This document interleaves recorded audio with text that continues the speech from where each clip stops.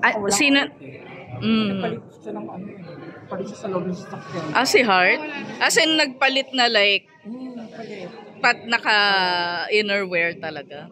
Ooh. Sino naman yung mga artista na damitan mo na? Marami eh. Meron tayong unit building. Edit. Tapos seryoso yung... Maraming artista. Kaibigan ko kasi si Rachel Bangko, si Gwen Garcia, yung mga matatagal na nating mga kaibigan, di ba? Tapos Patricia Javier, of course. Tapos ang aking napaka-bait at napakagaling na si Anna Capri. Marami na tayong mga artista na damit. What are your views on sustainable fashion?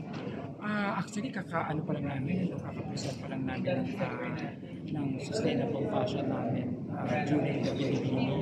I think that's a month ago. Actually, nag-present ako ng aking sustainable fashion collection. Kanina, yung part nun, yung aking lakbay, that's part of the sustainable fashion collection na furniture. I think it's a high, napapanahon na na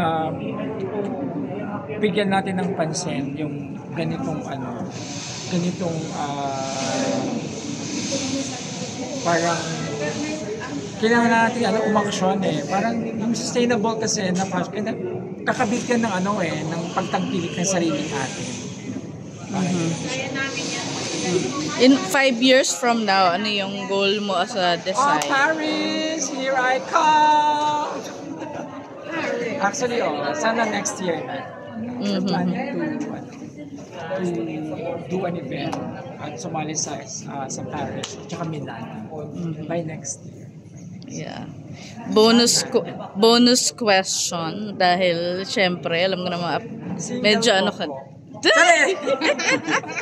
Kanino ka mas kinikilig kina Kim Chiu at Paolo Avellino o kay Alden Richards at saka kay Catherine Bernardo? Kay Alden. Kung dadamitan mo si Alden, ano yung na-imagine mong bagay sa kanya na pattern or tela? Para naman maiba, colorful. Di ba? Representation of pride. Di ba? Thank you, Don Cristóbal. Thank you so much.